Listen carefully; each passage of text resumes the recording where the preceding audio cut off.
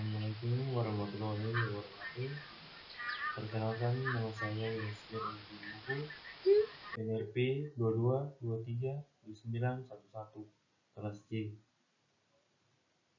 Dosen pengampu saya yaitu Pak Hendri Diharto SKPNers MPD. Saya akan mempresentasikan materi yaitu tentang anatomi dan patofisiologi sistem pencernaan. Sistem pencernaan atau sistem gastrointestinal terdiri dari beberapa organ pencernaan. Alat pencernaan manusia dibagi menjadi dua kelompok utama, yaitu organ dalam saluran pencernaan dan organ pencernaan pelengkap. Organ-organ saluran pencernaan meliputi mulut, esofagus yaitu kerongkongan, lambung, usus halus, usus besar, rektum, dan anus. Sementara itu, organ pencernaan pelengkap adalah mulut, kantung empedu, kelenjar air liur, hati, dan pankreas. Proses pencernaan manusia secara umum, proses pencernaan terdiri atas dua jenis, yaitu proses pencernaan mekanis dan kimiawi. Proses pencernaan mekanis merupakan proses pencernaan makanan yang dilakukan dengan gerakan-gerakan seperti mengunyah, menelan, memompa, menghancurkan, dan meramas makanan. Pencernaan mekanis bertujuan untuk mengubah ukuran makanan menjadi lebih kecil, sedangkan proses pencernaan kimiawi adalah proses pencernaan makanan yang melibatkan enzim. Pencernaan kimiawi bertujuan untuk mengubah partikel makanan yang kecil menjadi bentuk yang siap diserap oleh tubuh. Yang pertama yaitu mulut. Proses pencernaan dimulai di dalam mulut, tempat terjadinya pencernaan mekanis dan kimiawi. Mulut berfungsi untuk mengunyah makanan menjadi lebih halus agar mudah dicerna. Di dalam mulut terjadi pencernaan secara mekanis oleh gigi dan kimiawi oleh enzim amilase. Gigi memotong makanan menjadi potongan-potongan kecil. Potongan kecil makanan lalu dibasahi oleh air liur sebelum lidah dan otot-otot lain mendorong makanan ke dalam faring dan melanjutkannya ke dalam kerongkongan yaitu esofagus. Bagian luar lidah terdiri dari papila, yakni tonjolan-tonjolan yang berfungsi mencengkram makanan dan mengenali rasa. Sementara itu, kelenjar ludah yang terletak di bawah lidah dan dekat rahang bawah menghasilkan air liur ke dalam mulut. Air liur berperan penting untuk mencegah makanan, melembabkannya, dan membuat makanan lebih mudah untuk ditelan. Air liur juga memecah karbohidrat dengan salah satu enzim pencernaan terpenting bagi manusia, yaitu enzim ptyalin atau amilase. Gerakan lidah dan mulut mendorong makanan ke belakang tenggorokan pada persimpangan antara tenggorokan dan kerongkongan terhadap katup bersama epiglotis yang mencegah makanan masuk ke dalam sistem pencernaan. Yang kedua, kerongkongan. Esofagus atau kerongkongan adalah saluran yang menghubungkan mulut dengan lambung. Saluran ini merupakan jalan bagi makanan yang telah dikunyah dari mulut menuju proses pencernaan selanjutnya di dalam lambung. Kerongkongan dengan tenggorokan itu berbeda. Otot-otot kerongkongan memindahkan makanan dengan gerakan peristaltik. Ini adalah kumpulan kontraksi dan relaksasi otot yang menimbulkan gerakan seperti gelombang sehingga makanan terdorong masuk menuju lambung. Pada ujung kerongkongan terdapat sfinkter atau otot-otot berbentuk cincin. Otot-otot ini memungkinkan makanan untuk masuk ke lambung dan kemudian menutupnya untuk mencegah makanan dan cairan naik kembali ke kerongkongan. Yang ketiga, lambung. Lambung adalah organ berbentuk huruf J yang berukuran sekitar 2 kepalan tangan. Lambung terletak di antara esofagus dan usus halus pada perut bagian atas. Lambung memiliki 3 fungsi utama dan sistem pencernaan manusia, yaitu menyimpan makanan dan cairan yang tertelan, mencampur makanan dan cairan pencernaan yang diproduksinya, serta perlahan-lahan mengosongkan isinya ke dalam usus kecil. Makanan diolah menjadi bagian-bagian kecil dalam bentuk setengah padat yang disebut kim. Setelah proses pencernaan selesai, kim akan dilepaskan sedikit demi sedikit melalui otot-otot berbentuk Sekitar pelurus terletak pada perbatasan antara lambung bawah dan bagian pertama usus halus yang disebut duodenum atau usus 12 jari.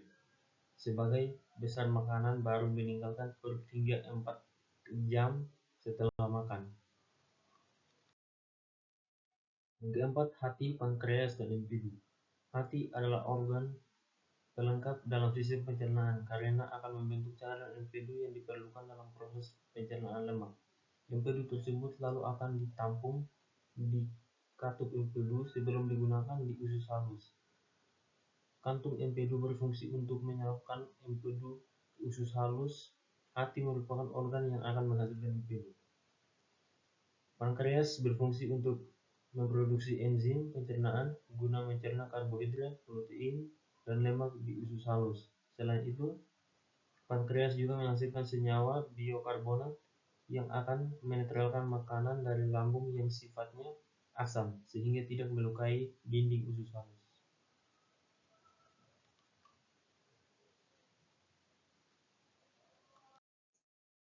Yang kelima, usus halus.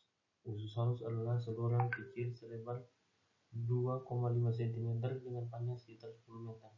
Usus halus terdiri dari 3 bagian, yaitu duodenum atau usus 12 jari, jejunum atau usus kosong, dan ileum atau usus penyerapan. Duodenum atau usus 12 jari berfungsi sebagai tempat pencernaan makanan secara kimiawi. Caranya, makanan dari lambung yang masuk ke duodenum akan dinetralkan dulu oleh senyawa biokarbonat dari pankreas.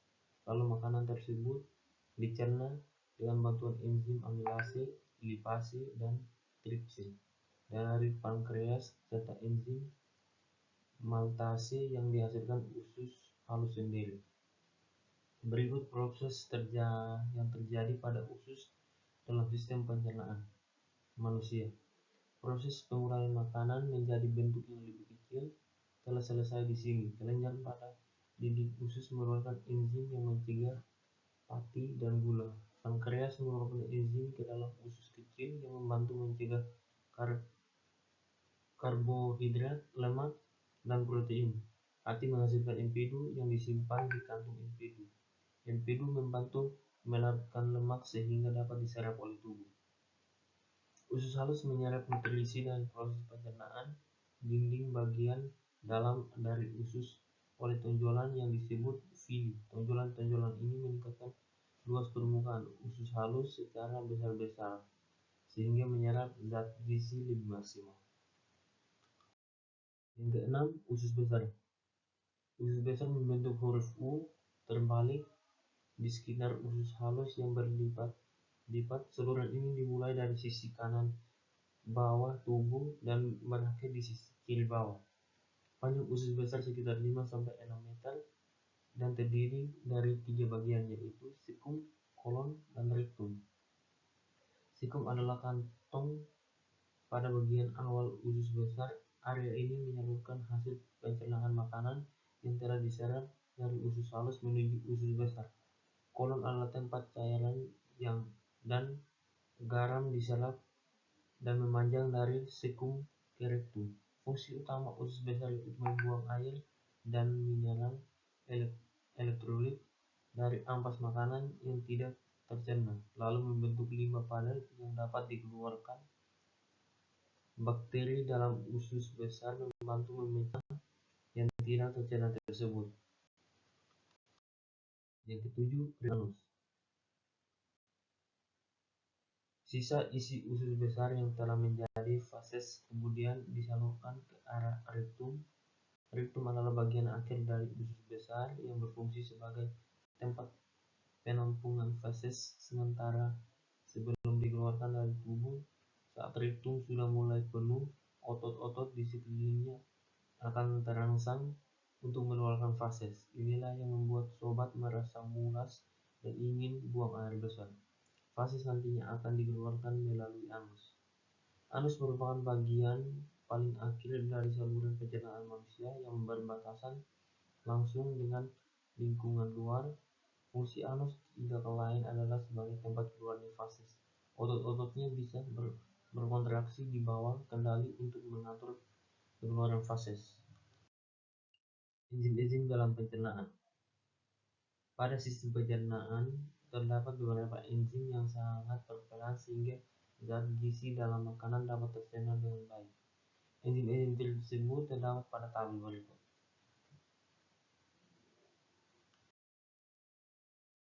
Contoh-contoh gangguan pencernaan. Sariawan disebabkan oleh luka tergigit, kekurangan vitamin C, dan lain-lain. Gastritis, iritasi pada lapisan mukosa lambung. Konstipasi atau sembelit, kesulitan dalam proses defekasi atau buang air besar karena fases menjadi keras dan kering. Diare, fases yang bersifat cair atau encer karena adanya iritasi yang disebabkan oleh infeksi atau bakteri. Apendisitis, peradangan pada umbai cacing atau apendi. Peritonitis, infeksi pada rongga perut. Sirosis hati, radang pada hati. Hemoroid atau wasir, pembengkakan pada vena di daerah anus, dan lain-lain. Sekian dan terima kasih. Mohon maaf jika ada salah kata. Assalamualaikum warahmatullahi wabarakatuh.